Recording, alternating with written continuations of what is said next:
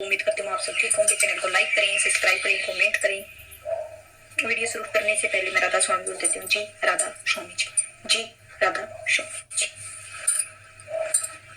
ये सारी दुनिया है, सारी दुखी है। 10 दिन दुखी है, 10 दिन सुखी है। ये हम के साथ भी होता है, सभी के साथ होता है। दुखिया सब संसार मुझे यह बताओ कि यहाँ पर है कौन सुखी।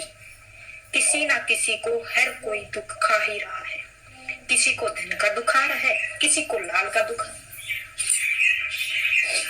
रहा है, यानी बच्चा नहीं हो रहा है। किसी को चीज ने किसी के लिए तंग कर रखा है, किसी ने किसी को सड़कों पर भूखे सो रहे हैं, कोई अपने बेरोजगार के हाथों तंगा रखे हैं। कहने का भाव यह है कि कोई ना कोई हर इंसान यहाँ इस संसार में दुखी ही बैठा है। हमें इस बात को अपने दिमाग में बिठा लेना है कि कोई भी इस संसार में सुखी नहीं है। हम किसी की तरह देखते हैं, उसके पास गाड़ी है, बंगला है, मेरे पास कुछ नहीं है। सुखी तो भाई वह भी नहीं है। जिसने नाम की लज्जत ली है अपने अंदर, उसे कुल मालिक के दर्शन किए हैं, सुखी तो वही है। बाकी तो भाई नानक जी ने पहले ही वाणी में क्लियर कर दिया है कि नानक दुखिया सब संसार। हम जो भी है इस जहान में आकर बीज बोते हैं, वो फसल तो जरूर काटनी पड़ेगी हमको। उसके हकदार हम होते हैं। जो हम कर्म करेंगे वो हमें करनी पड़ेंगे। अगर हमने आम का पेड़ बोया है तो आम ही आएंगे, आंवला कभी नहीं आएगा। हमने अंगूर खट्टे करते हैं तो ऐसा भाई अंगूर खट्टे हैं, ऐसे क्यों करते हैं? क्योंकि हम उन तक पहुंच नहीं पाते हैं। तो अगर मिर्ची का पौधा बोया है हमने तो मिर्ची ही मिलनी है। अगर हमने चटनी बनाई है तो चटनी ही खानी है, सब्जी नहीं बनेगी। जो भी कर्म करते हैं इस जहान में, हम कर्मों का नतीजा हाथों हाथ मिलना शुरू हो जाता है। अगर सच्चा सुख और शांति, सच्ची शांति चाहते हो तो संतों की शरण में चले जाओ। वहां पर आपको जो जो तरीका और साधन समझाते हैं उसके मुताबिक अपनी मंजिल को पालो। सब सुखदाता राम है, दूसरा ना है कोई।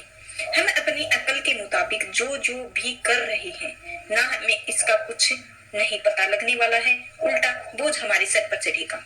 अपनी अकल के मुताबिक इतने काम नहीं करना कि हमें संत सतगुरु समझाया है कि उन तरीकों से हमने उनकी बताए हुए मार्ग के ऊपर उनके हुक्म में रहकर अपनी मंजिल मकसद को पहुंचने की कोशिश करनी है। अपने अकल के मुताबिक नहीं, अपने सतगुरु के मुताबिक हमें चलना है। जो वो उन्हीं की रजा में है, उन्हीं की रजा में हमें बिल्कुल रहना है।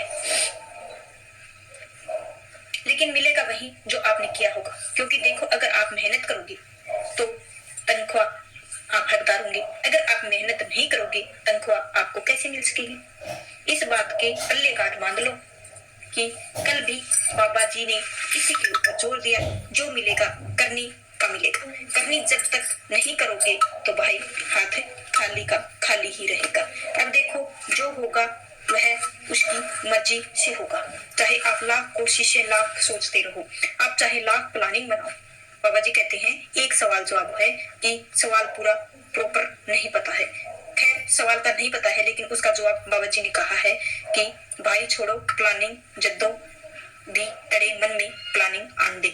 उठ के बाहर जाओ, क्योंकि होना तो उसकी मर्जी से है। चाहे लाख सोच लो, लाख प्लानिंग बना लो, लेकिन कल को यहाँ आना जाना, परसों को यहाँ जाना, काम तो भाई तेरे अंदर सांस निकलेगा, तेरी सांस से प्लानिंग तरी की तरी रह जाएगी। कौन सी प्लानिंग बना रहा है? जिंदगी में तो प्लानिंग बनानी है तो सिर्फ मालिक की बनानी है कि हमने मालिक के साथ मिलना है और मेरे मालिक के अंदर दर्शन देने हैं, लेने हैं, अपने साथ मिला लें और बाकी कहीं चीजों की प्लानिंग करते रहो। कुछ हाथ पल्ले नहीं पड़ने वाला है। जिन रिश्तेदारों को आप अपना अपना कहते हो, अगर थोड़ी सी भी खटपट पैदा हो जाए, वही आपके दुश्मन बन सकते हैं। अब देखो, एक बड़ा ही सुंदर है मिसाल है, एक बार सत्संग देते हुए मिसाल कैसे देखो। हाँ, जब हमारे लाइफ पार्टनर के साथ हमारा ब्याह होना होता है, शादी होनी होती है, अगर उसी के साथ हमारी थोड़ी सी भी बहस हो जाए, वही हमारा दुश्मन बन सकता है। थोड़े से रिश्ते में खटास पैदा हो जाए तो तलाक तक बात पहुंच जाती है। ना जाने कहीं कहीं कोर्ट कचहरियों के चक्कर लगाने पड़ जाते हैं। अब देखो, बात हमारे ऊपर लागू होती है कि हम किस चीज का मान कर रहे हैं। रिश्तेदारी का मान कर रहे हैं या अपनी धन दौलत का मान कर रहे हैं। ओ भाई, किस चीज का मान है? आपको मान करना है तो उसको कुल मालिक का कुल जो सदा हमारे साथ रहेगा, जिसने यहाँ भी हमारा साथ निभाना है और आगे चल के भी हमारा साथ निभाना है। बाबा जी कहते हैं ना बड़े ज्यादा भावुक होते हैं और हजूर जी याद करते हैं कि भाई 40 साल हमें हजूर जी ने समझाया है, इस बस यही बात सच्चाई नाम की कमाई कैसे करनी है, बाकी तो सब प्लानिंग यहाँ दरी की दरी रह जाती है। पल्ले क्या पल्ले जाएगा और कमाई क्या होगी। नानक के घर केवल नाम निधान एक नाम हुक्म है, नानक सतगुरु दिया बुझाई जियो ना वह मालिक। जन्म मरण के चक्रों में आता है, ना ही मालिक को कोई बाहर देख सका है और न ही देख सकता है। अपना ध्यान तीसरे दिल पर एकाग्र करके हम दूसरी तरफ हमें समझाते हैं कि देखो हमने भक्ति करनी है, किसकी करनी है, एक तो कुल मालिक की करनी है जो हमारे तीसरे दिल के ऊपर हमेशा 24 घंटे विराजमान रहते हैं। हम जिसकी भक्ति करते हैं उसी का रूप हो जाते हैं। बड़ा सुंदर मिसाल देते हैं कि देखो कोई लोहा होता है, जब उसे भट्टी में डालते हैं तो उसे वह भट्टी में जाकर उसी के रंग का हो जाता है, यानी लाल हो जाता है। तो लोहे का रंग क्या था, तो भट्टी में गया तो उसने अपना रंग भी कैसा बना लिया, लाल बना लिया। तो भाई इसी ही तरह जब हम किसी की भक्ति करते हैं तो हम यही साधन अपनाएंगे, भक्ति को तो उसी का रूप हो जाएगा। लेकिन जब बाहर मुखी भक्तियां हम करते रहते हैं तो यही कर्मकांड में फंसे रहेंगे, हम कभी भी मुक्ति नहीं पा सकेंगे, अपना आना जाना फिर लगा रहेगा। तो अब समझाते हैं, देखो जो सच जानता है उनको एक्चुअली में पता है और सच क्या है, अगर उसके पास हम जाएंगे वह हमें शब्द का भेद दे सकेगा। भाई नाम की कमाई तो ऐसे ऐसे करनी है, मालिक के साथ तेरा मिलाप हो जाएगा। जो शब्द भेद जानता ही नहीं है वह मालिक हमें कैसे मिला सकता है।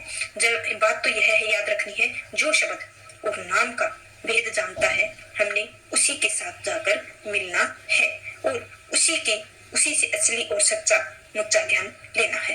अब दूसरी तरफ समझाते हैं कि देखो हम सोचते हैं ना कि हमने घर डाल लिया है, घर में इतनी यह बेडरूम रख ली है, यह किचन रख लिया है, यह हमने ड्राइंग रूम बना दिया है, यह कौन सा रूम है, फलाना बना लिया है, ढिमकाना बना लिया है। भाई आपके बेडरूम में यहीं रहेंगे, किचन भी यहीं रहेंगे, आपके आधे भी यहीं रहेंगे, कुछ नहीं आपके साथ जाना है। बात तो यह बताइए कि कभी यह किसी के बने हैं या किसी के साथ गए हैं। धन दौलत प्रॉपर्टी घर बार सब कुछ, लाल बच्चे बेटे बेटियां जो भी हैं, कभी आपके साथ गए हैं। आपके साथ तो क्या जाएगा और तो क्या जा सकता है। आपके साथ तो आपका शरीर तक भी आपने इतने सालों बिताए हैं, वह शरीर आपके साथ नहीं जाएगा।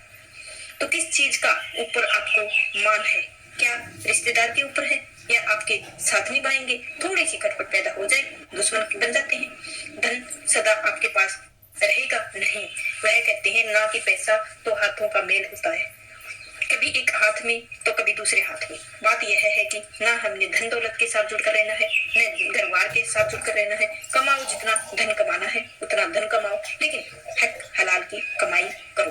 कभी किसी को मारकर कोई रुपया ना कमाओ या किसी का हक मारकर कोई काम ना करे। घर बार डाला है, कभी किसी के साथ ठगी की है तो ऐसी बात को अपने मन में बिठा लेना है। जितना धन कमाना है बड़ी खुशी के साथ कमाओ, लेकिन उसके साथ कभी भी जुड़कर नहीं रहना है, जुड़कर नहीं रहना है। जब हम जुड़कर उनके साथ रह जाएंगे तो हमारा मोह माया की तरफ इतना ध्यान चला जाएगा कि हम वहां से बाहर नहीं निकल सकेंगे। जो सच्ची दौलत है वह नाम की कमाई है, शब्द की कमाई है। धन कमाते हुए हमेशा सिमरन चलना चाहिए, खाते हुए भी हमेशा सिमरन चलना चाहिए, नहाते हुए हमेशा सिमरन चलना चाहिए। गुरु का दिया हुआ सब कुछ है। अगर एक्चुअली में हम देखें तो यह दुनिया एक ना बहुत बड़ा एक धोखा है, एक सपना है जो आप ना सो रहे हो, यह एक सपना चल रहा है। जब आप इससे जाओगे तब आपको इसी चीज का एहसास होगा, इसकी असलियत का पता लगेगा। हम सभी एक बहुत ही बड़े झूठ में जी रहे हैं। बात एक और समझते हैं, देखो जब कोई हमारे पास ज्यादा चीज होती है तो हमारे अंदर लालच आना शुरू हो जाता है। लालच से हमने इस चीज का करना है कि हमें नाम की कमाई शब्द की कमाई का लालच करना है, बाकी किसी चीज का हमें लालच करना ही नहीं है। सिर्फ 4 दिन है, 4 दिन चलेगा, फिर उसके बाद आपकी वैसी ही हालत हो जाएगी। बड़े बड़े राजा महाराजों की हुई है, होती आई है। कोई भिखारी बन गया तो कोई कुछ बन गया है। तो भाई पैसा कभी किसी के साथ नहीं बना है, किसी का साथ नहीं बना है। अगर हमें मान लेना चाहिए कि कुल मालिक का होना चाहिए, किसी भी चीज का नहीं। मालिक के अलावा बाकी सब चीजें चिंता का विषय बन जाती हैं। ज्यादा पैसा होगा तो टैक्स का ख्याल आएगा, पर पता नहीं कब रेड पड़ जाएगी या कब चोरी पड़ जाएगी, कब धन लूट ले जाएंगे। एक धन को कभी भी नहीं लूट सकते हैं, वो है नाम। पायो जी मैंने प्रेम रतन धन पायो। यह तो नहीं कि आपको और नहीं दिया है, एक को वह धन दे दिया, लेकिन क्या बात है, चीज पहचानने की जरूरत है। जब उस चीज की पहचान की जाएगी तो हम आगे बढ़ पाएंगे। जब हम गुरु की शरण में जाकर गुरु की एक बात पल्ले गांठ बांध लेंगे तो बेड़ा पार हो जाएगा। मालिक की दो दी हुई दात बख्शे हमारी अरदास क्या होनी चाहिए। मालिक नाम दात बख्शे अपनी सोबत में रख मेरे लिए जो चीज अच्छी है, जो तूने देना है और वह मुझे देना है। मुझे ऐसी कोई चीज ना देना जिससे कि मन में कोई अहंकार आए। तो तू देगा, तेरा पान मान हमें स्वीकार करेंगे, हमें अपने साथ मिलेगा। इतना हुक्म बख्श, इतनी दात बख्श की हम तेरे साथ जुड़ सके। यह हमारी अरदासें होनी चाहिए। लेकिन हम क्या अरदासें करते हैं कि मेरे सच्चे बादशाह मुझे धन दौलत दे, मेरे घर में सुख नहीं आ रहा है, मुझे सुख दे मेरे दाता दे, मेरे दाता यहाँ पर फंस गया हूँ, यहाँ मेरा काम कर दे। हमारी तो यह अरदासें हैं कि देखो, जब हम ऐसी अरदासें करते हैं हमारा मन भी वैसा ही हो जाना शुरू हो जाता है। जब देखो पिछले जन्म किसी न किसी देखे नहीं है, यह जन्म मिला है, यह जन्म सिर्फ मालिक की बंदगी के लिए मिला है। इसने हमें जन्म का आकर मालिक की बंदगी करनी है। और पिछले को भी हमें हो गया है, आपसे गलतियां हुई हैं, आपसे झूठ बोले गए हैं, आपसे पाप कर्म हो गए हैं, उन सभी चीजों को आप बुलाकर जाओ और सिर्फ एक बात पल्ले बांध लो कि गुरु के हुक्म को मानकर अब हमने कोई काम ऐसा नहीं करना है जिससे किसी का दिल दुखे, उससे मेरे ऊपर कोई बुरा कर्म चढ़ जाए। और हमने सोच समझ कर पैर रखकर आगे हम उसकी दी हुई दात को अपना कहते हैं। यह मैंने पहली बादशाह जब गिनती शुरू हुई 10 11 12 13 ही तोला था। देखो पहली बादशाह जी ने अपनी मेरा मेरी में फंसे हुए हैं। ऐसा कभी ना सोचो कि मेरा जो दिया हुआ है मालिक तूने दिया है, उसका शुक्रगुजार है, उसके हुक्म में रहो, उसके बहाने में रहो। हमें में बीमारी में जूझ कौन नहीं रहा है, हमें में बीमारी में यह सारा संसार जूझ रहा है। हमने अपने गले में भी फहा खुद डाला है। जब हम तेरा मेरा कहना शुरू कर देते हैं तो हमारे गले में एक बहुत बड़ा कहा गया है कि हम इस चीज की छूट नहीं सकते हैं। जब हमारे अंदर निर्ममता का भाव आएगा, हम सेवा में लगेंगे, सच्ची सेवा में लगेंगे, भजन बंदगी में लगेंगे, अच्छे इंसान बनेंगे, तभी यह हमारे गले से फह निकलेगी। हमें अपने अगर सोचना है तो फह से निकल जाना है। हफ्ते की बीमारी को मारना पड़ेगा। होम में दर्द रोग है, दारू भी इस मोह हमारी अंदर ऐसा निरंता का भाव होना चाहिए, ऐसी निरंता का भाव होना चाहिए कि हम हर किसी के आगे झुक सके, हम कोई गलतियां भी निकालते रहें और हम आगे हाथ जोड़ दे, भाई तू सही है, गलत हूं मैं। हमारे अंदर निरंता का भाव होना चाहिए। लेकिन बाबा जी कहते हैं कोई गालियां निकाल रही हैं, आपके अंदर इतनी ताकत होनी चाहिए कि आप चुपचाप वहां से चले जाएं। लेकिन इतनी ताकत हमारे अंदर आती नहीं है। जब हमारे अंदर ऐसा निरंता का भाव होगा तब आप जाके वही मालिक मिलेगा। वही बात हुजूर जी की, भाई यह गल बा मजमून नहीं है, एक करने दा मजमून है, यानी यह बातों का मजनून नहीं है। जो मिलेगा करने का मिलेगा, जब तक करने है जाहिर नहीं होगा। चाहे हम मर्जी करते रहो, कुछ हाथ पल्ले जाने वाला नहीं है। सदा मन को खुश होए। तो आज का सत्संग इधर ही समाप्त होता है। आप पूरा प्यार दें, शेयर सब्सक्राइब जरूर करें। आपके चैनल को आपको ग्रो करना है। तो राधा स्वामी जी, जी राधा स्वामी जी, जी राधा स्वामी जी।